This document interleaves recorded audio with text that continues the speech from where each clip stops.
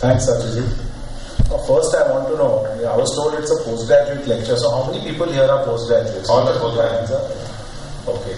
Second question is, how many of you all have implanted multifocal or accommodative lenses? Okay, that's what I thought, because I didn't implant any when I was a postgraduate. See, multifocal IOLs is not really my topic and will be covered by Dr. Shah. But I'll just go through 2-3 slides to build up the topic for accommodation. Nowadays, if you're going to go to private practice now, every patient is going to come and ask you, "Mujhe chashma nikalna hai." So the days are gone where you will just remove the cataract and just hope that he sees better and everyone will be very happy. Next day they will come and say, "I can't read." Third day they will come and say, "I can't see far but I can read." So they want to see everything. They want to see everything on the next day only. Nobody wants to wait 3 weeks for you to remove the patch and then show them fingers and all that we used to do many, many years ago. So basically, multifocal lenses arrived in India around about 2000, 2001, and we had a little experience putting these multi-zone refractive lenses. The first lens that was available was the Array. And this didn't really work very well because refractive lenses, in my mind, are a slightly flawed concept. And then after that, AMO came out with a rezoom lens where they blended the zones. And all this stuff you all must have read in the textbook anyway. But basically nowadays what we have are diffractive lenses. If you see a monofocal lens, you get one point focus like this. But if you can generate a lens like this with lenslets, a plain surface with lenslets on the other end, you can generate a focus from a lens which doesn't have two curved surfaces. So this is the principle of a multifocal lens. So then if you have a curved lens like this, with lenslets on one side, at that point, you will get two foci. So whenever the company guy comes and tells you, I've got a multifocal lens, because they call them multifocal lenses, it's nice to market them like that.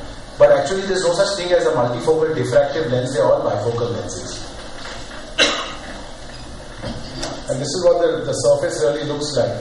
And this is one experiment that was done quite a while ago.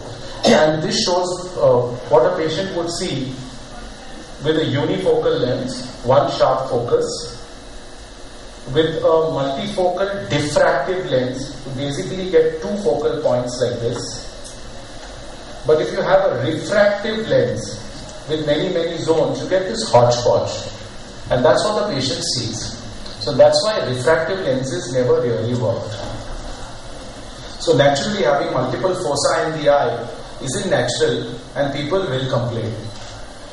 That's why accommodative lenses came about. Accommodative lenses are not new and people have been working on this now probably about 20 years. The first lens that came out of this design was made by a guy named Stuart Cumming, and it was called the AT45. And this is the forerunner of the crystal lens, etc. that you see today. Now naturally multifocal lenses result in undesirable photic phenomena. People get glare, halo, starbursting, etc. But if you put in an accommodative lens that will move forwards and back, at the very least you may not get much accommodation, but you will not get any other glare or any other phenomena. Basically, accommodative lenses are 3-4 of them are actually in the market. Every year you hear of 2-3 that will come and go.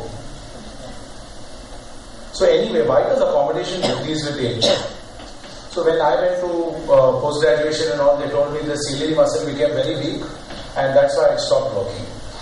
However, now we don't think that is true, and now we know the ciliary muscle doesn't become weak and it keeps working even if you are 80 years old.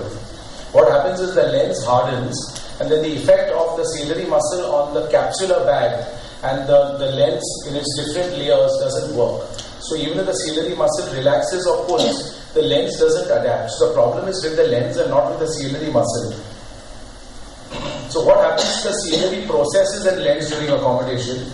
And probably in all the new textbooks you will see that if you put pilocarpine in humans, the anterior chamber will become shallow. And there's an increase in the thickness of the lens and a myopization of 2.5 diopters. And why is it that we didn't know all this 25 years back? Because there was no MRI to measure this and there was no tool to measure this. So if you see, this is an MRI of accommodation versus non-accommodated. And you can see the anterior chamber becoming shallower and the lens becoming thicker.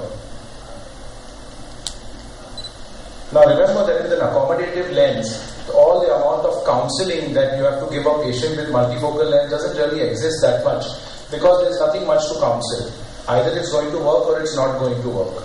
With a multifocal lens, you have to keep telling them, now hold it here, now hold it here, now don't look like this, don't look like this. You don't have to do all this stuff with accommodative lenses, because if it works, then it works perfectly, and in some patients it just doesn't work, and in which case they get reading glasses, but they never get glare, halos and other problems. So this is basically the model of action of accommodative lens. The main lens available today is the crystal lens, where what happens is that when you accommodate, ciliary muscle contracts and increased vitreous pressure behind forces the vitreous forwards and pushes on the posterior capsule and makes the lens come forward. So that's how the crystal lens works. And interestingly, they found that you need 0.72 millimeters worth of movement. So the lens has to move nearly 0.75 millimeters to correspond to 1 diopter change in diffraction. Which means that if you want the patient to have the equivalent of +3 addition, the lens will have to move 3 times. That means there will be no anterior chamber left and it will be sitting under the endothelium. Naturally that won't occur, which is so that you have to think when the company rep tells you that if you put in this lens, they will be able to read here also. It's not going to happen. So what these lenses will do will give you +1 to 1.5 diopters worth of near addition. And thanks to the human brain and thanks to our pupils that become nice and small and generate like a pinhole camera kind of effect, you will get a functional amount of about 2 diopters. But no patient gets 3 and 3.5 diopters. You have 4 more minutes? Yeah.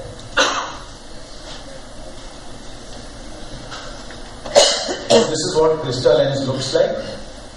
And I'm sure all of you all have seen this before somewhere or the other. And now crystal lenses come out. They found that of course the near vision wasn't so fantastic despite all the number of studies that they paid for. So now they have a little bump in the center of the lens, which is an additional convexity, and they call that crystal lens HD, which means high definition. Actually it means now it has reading addition in the center of the lens. Another lens that came and went was Human Optics 1C, and they thought that if crystal lens has got 2 legs, then 4 legs will be better than 2 legs, but unfortunately it didn't work. And it was studied again by UBM and MRI, and these 2 gentlemen, John Marshall, who does a lot of studies, he said that small forward motion of the 1CU was seen with accommodation, and the amount of IOL shift was not sufficient to provide near vision. So always think when you see some product that is it really going to work. We also generated a lens in Mumbai itself, which was a 2-piece lens like this. And this is the future of accommodative lenses. This idea was then caught on by other companies and then led to the Visiogen Synchrony that you all see, which is a huge contraption. It looks very nice in animal model, etc. But remember, you have to open the eye up 10 and 12 millimeters to get it in. So nowadays that's not really possible. And another lens that has come along called fluid vision, where the person will accommodate and the fluid from the sides will rush towards the center. However, that assumes that the person will be constantly steady and will never move from there. So no lens is perfect yet. Let's have a look at that little clip. So these are this is the rear part of an accommodative lens. All accommodative lenses now will come like this, 2-piece in given time. So this is the rear part which has the power of the lens. So you put this part in the capsular bag first, and then you put another part on top. Okay, and so when there's vitreous pressure, it moves forward like this. Because if there's nothing in front and there's no power in front, there is nothing to anchor the lower part. So it doesn't move forward enough. So this is the basis of modern accommodative lenses. We'll just see the animation and then we'll turn on it. And you can see with vitreous pressure it moves forwards and back.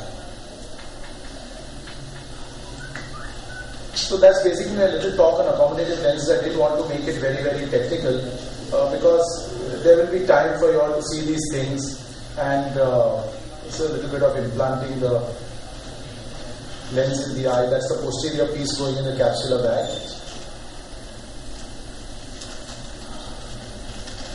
And this is the anterior part of the lens, which is injected in the eye. So these are two-piece lenses.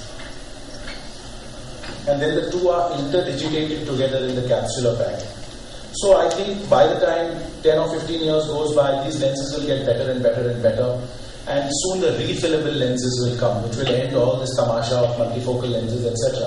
Because there will be a very small opening in the capsule to suck out the contents, and a polymer will go inside, which will then again move like an 18 or a 20-year-old human lens. So that will give us true accommodation. Thank you. Thank you, sir, for the informative insight into the IUL.